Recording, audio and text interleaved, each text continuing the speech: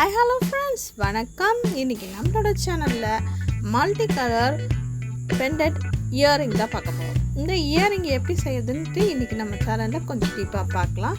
இது வித் ஹேங்கிங்கோடு பண்ண போகிறேன். அண்ட் இந்த ஹேங்கிங்காக நான் க்ரீன் கலர் கிறிஸ்டல் பீடும் எடுத்திருக்கேன். ஸோ ஃபஸ்ட்டு இந்த சென்டரில் வைக்கக்கூடிய பீட் பார்க்கலாம். இது ஒரு ஸ்டோனு மல்டி கலரு, பட் இது பேக் சைட் பார்த்திங்கன்னா மெட்டலால் கவர் ஆகிருக்கும். இது நம்ம ஸ்டிச்சபிள் தான். நம்ம இன்றைக்கி இயரிங் பண்ண போகிறோம். ஃபஸ்ட்டு ஒரு OHP ஷீட் கட் பண்ணிக்கலாம். அதில் ஃபஸ்ட்டு நம்ம க்ளூ அப்ளை பண்ணிவிட்டு நம்மளுடைய சென்டர் ஸ்டோனை ஒட்டிக்கலாம். இதுக்கு பக்கத்துலேயே நான் கொஞ்சம் நெருக்கமாகவே பால் செயின் அட்டாச் பண்ணுறேன். ஏன்னா இதில் ஒரு சின்ன கேப் வரும். நம்ம அடுத்ததாக ஸ்டோன் செயின் வச்சோன்னா அது உள்ளே போயிடும். ஸோ அதை பிளாக் பண்ணுறதுக்காக ஃபஸ்ட்டு நம்ம ஒரு பால் செயின் அதோட ஷேப்லேயே நம்ம கொடுத்து கட் பண்ணி எடுத்துக்கலாம்.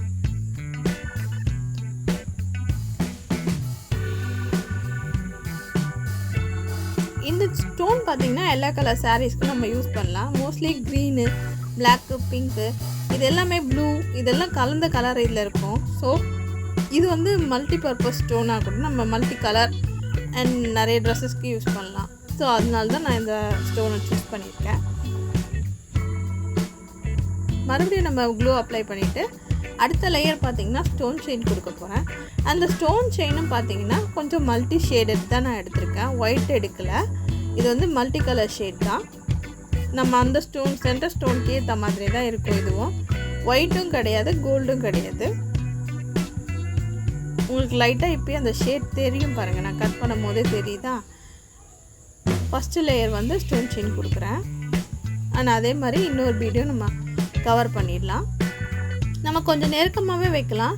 ஏன்னா அப்போ தான் நம்ம ஏற்கனவே கொடுத்துருக்க பால் செயின் பக்கத்துலேயே ரொம்ப க்ளோஸ்டாக வரும். ஸோ அது ரொம்ப ஆக்வர்டாக இருக்காது, நல்லாவும் இருக்கும் பார்க்குறதுக்கு.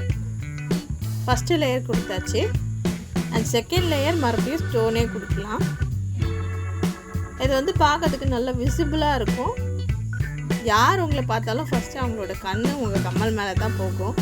ஸோ நம்மளோட இயரிங் லுக்கு நம்ம தான் இன்க்ரீஸ் பண்ண முடியும். ஸோ அதனால் செகண்ட் லேயரும் நான் ஸ்டோன் செயினே கொடுத்துக்கிறேன்.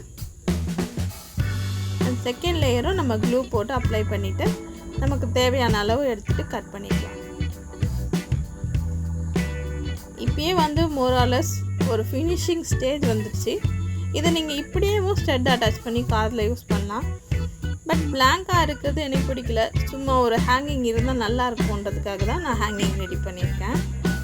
அண்ட் செகண்ட் லேயர் செகண்ட் ஸ்டட்லேயும் இதை ரெடி பண்ணிக்கலாம்.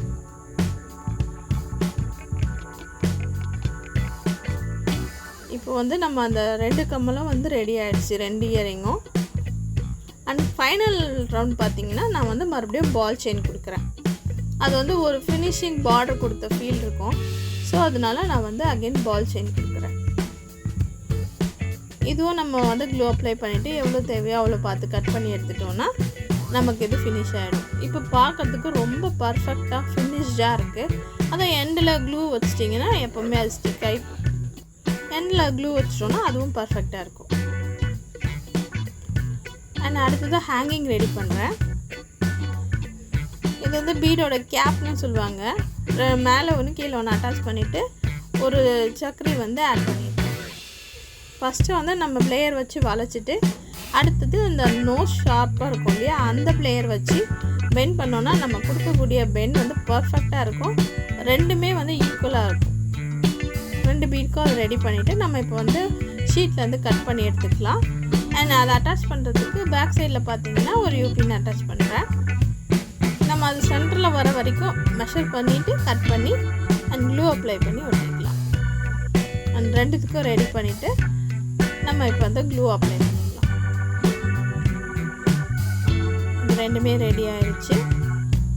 அண்ட் 2 இயரிங்க்கும் சென்டரில் B7000 க்ளூ அப்ளை பண்ணிவிட்டு கொஞ்ச நேரம் ட்ரை ஆகட்டும். அதனால் அதை டிஸ்டர்ப் பண்ணாமல் அப்ளை பண்ணி வச்சுருங்க. அண்ட் பேக் சைட் பார்த்திங்கன்னா நம்ம ஒரு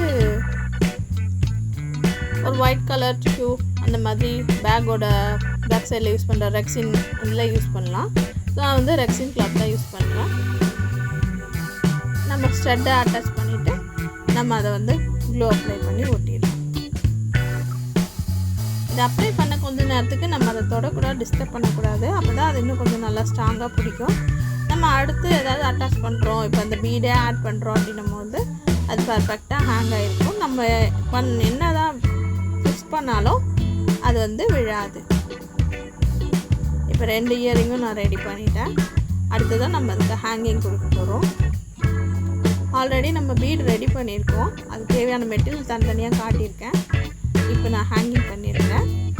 இதை பண்ணோன்னா இப்படி தான் இருக்கும். ஒன்று பண்ணிவிட்டு இன்னொன்று பண்ணி காட்டுறேன் பாருங்கள். பண்ணிவிட்டு இப்போ பார்த்திங்கன்னா நம்மளோட இயரிங் ரொம்ப அழகாக சூப்பராக ரெடி ஆகிருக்கு. இதே மாதிரி நீங்களும் ட்ரை பண்ணுங்கள். வேறு கலர்ஸ்லேயும் பண்ணலாம், வேறு டிஃப்ரெண்டான ஷேப்லேயும் பண்ணலாம். ஸோ இந்த வீடியோ உங்களுக்கு பிடிச்சிருந்தா லைக் பண்ணுங்கள், சப்ஸ்கிரைப் பண்ணுங்கள், நம்ம சேனலை தொடர்ந்து பாருங்கள். தேங்க்ஸ் ஃபார் வாட்சிங்.